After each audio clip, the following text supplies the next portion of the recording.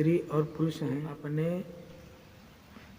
सुख के लिए, दुख की करने के लिए अनेकों प्रकार के प्रयत्न करते हैं, अर्चना करते हैं, पूजा पाठ करते हैं। अगर किसी प्रकार उनको धन मिल गया, अब उस धन से, पहली बात तो धन मिलता नहीं है, अगर मेहनत से कहीं से किसी प्रकार धन प्राप्त हो गया तो ये अधिक धन जो है आत्मा के लिए ये जहर के समान होता है। पुत्र, धन, पशुधन, जो खेती है, अनेक प्रकार के संपदा को इकट्ठा करके फिर उसके बाद जो कष्ट मनुष्य भोगता है, उस कष्ट के लिए, निवारण के लिए अनेकों प्रकार के उपाय करता है। अब उस कष्ट के लिए दौड़ने लगता है, धूपने लगता है कि कहाँ से हमारे कष्टों का निवारण। आज पुत्र परेशान, कल को घर में धन नहीं है, परसों पर पशु बीमार है, तो इस प्रकार वो बहुत परेशान होता है। और जब सारे मार्ग बंद हो जाते हैं तो वो जोर जोर से परमात्मा को याद करने लगता है और चिल्लाने लगता है, हे भगवान, हे नारायण, हमारी रक्षा करो।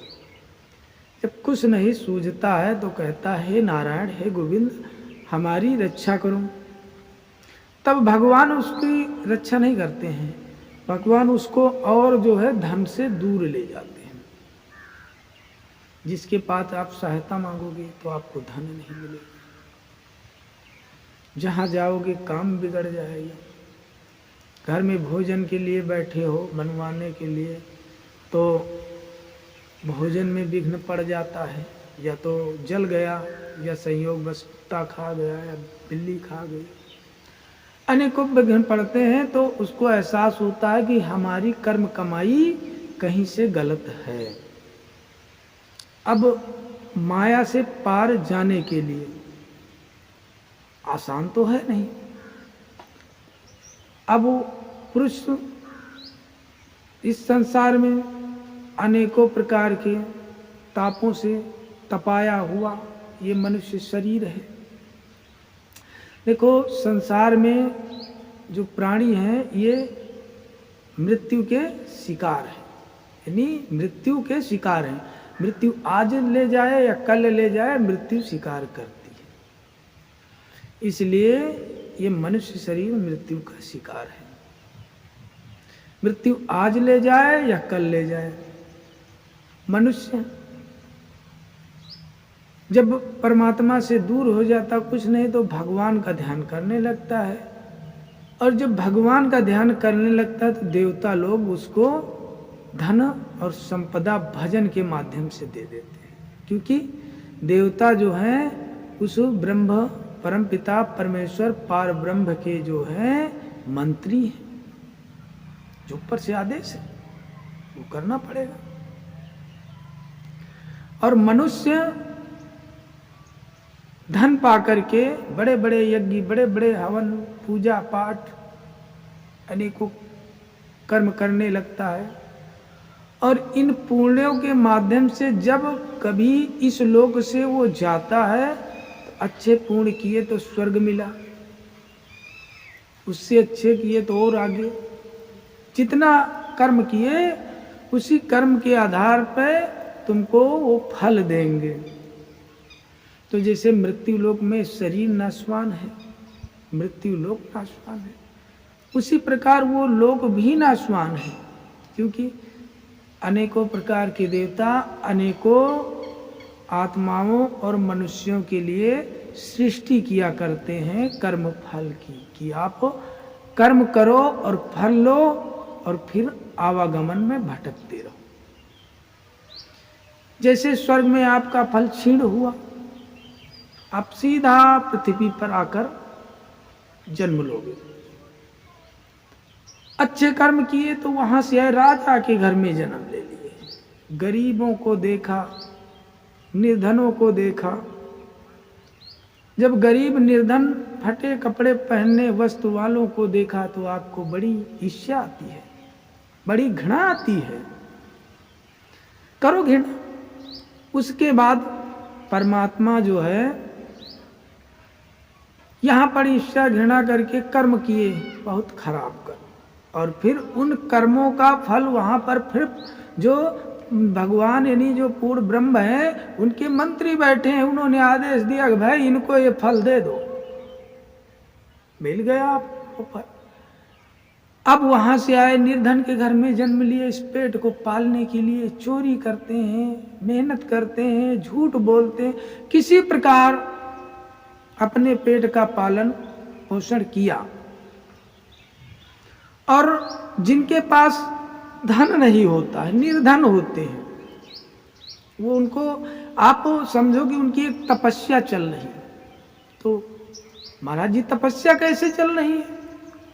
तो तपस्या ये है कि जिनके पास धन नहीं होती है, संपदा नहीं होता है, उनकी इच्छाएं लगभग मर चुकी होती हैं, तृष्णाएं नष्ट हो जाती हैं, क्योंकि उनको केवल अपना पेट पालने भरे का धन मिल जाए, सुबह शाम भोजन मिल जाए, और वो आत्मा में आत्मा को धारण करते हैं। उदाहरण, किसी रोड पर कोई दुर्घटना हो गई तो जो व्यक्ति कार में आया होगा वो खड़ा होगा, अगर उसके अंदर दया है तो उतरेगा, भैया हाल लगा के धरा दूं, लेकिन छुएगा नहीं। जो गरीब व्यक्ति पैदल जा रहा हो, साइकिल से जा रहा हो, मजदूरी करे आ रहा हो, वो तुरंत अपने हाथों से उठा करके उसको एम्बुलेंस में धरते हैं और कहते हैं परमात्मा इसको ठीक करो, है भगवान कैसे हो। लेकिन जो बड़ा व्यक्ति है वो कहता हमने आज रास्ते में देखा एक्सीडेंट हुआ और खड़े उसको एम्बुलेंस में रखा दिया। वो ये भी बताता कि हमने ये परोपकार किया। इन जो छोटा व्यक्ति होता उसके हृदय में बड़ी प्रेम और करुणा होती है, उससे वो सबके प्रति स्नेह करता है। और बड़ा व्यक्ति सोचता है कि किधर से धन आए। तो इसलिए परमात्मा कहते हैं कि धन धीरे धीरे धीरे धन हम कम कर देते हैं। तो जो मनुष्य के पास धन नहीं होता है तो वो मेरी भक्ति करने लगता है। अगर धन दे दिया, पशु है, गाड़ी है, घोड़ा है, बंगला है, अधिक व्यापार दे दिया, तो वो मनुष्य हमको भूल जाता, उसी धन में उलझ जाता है। इसलिए नारायण के जो भक्त होते हैं वो निर्धन होते हैं, और भगवान नारायण लक्ष्मीपति हैं, और जो भगवान शिव हैं वो पहाड़ों में रहते हैं, और उनकी जो भक्ति करता है वो राजा हो जाता है, धनवान हो जाता है, क्योंकि कर्म फल उल्टे हैं। भगवान की भक्ति स्वयं लक्ष्मी जी निवास करती चरणों, फिर भी उनके भक्त निर्धन होते हैं, और उनके पास इतना बड़ी धन संपत्ति है, जो धन संपत्ति भगवान के श्री चरणों की संपत्ति, भक्ति ही उनकी संपत्ति है। और जो भगवान शिव के भक्त हैं उनके पास कुछ नहीं है, फिर भी भगवान शिव की भक्ति करने वाले राजा होते हैं। चाहे लंका का रावण हो, चाहे राजा बलि हो, चाहे बाणासुर हो, कोई भी हो, जो सहस्त्र अर्जुन है, जो भगवान के भक्त हैं भोले बाबा के, वे बलवान होते हैं और धर्मान होते हैं, क्योंकि भगवान अपने भक्तों को धन इसलिए नहीं देते, वो अपने भक्तों का कल्याण चाहते हैं। और धन को बारे में कहा गया जितने से पेट भर जाए वो परिवार चल जाए, उससे ज्यादा धन की इच्छा करने वाला चोर है।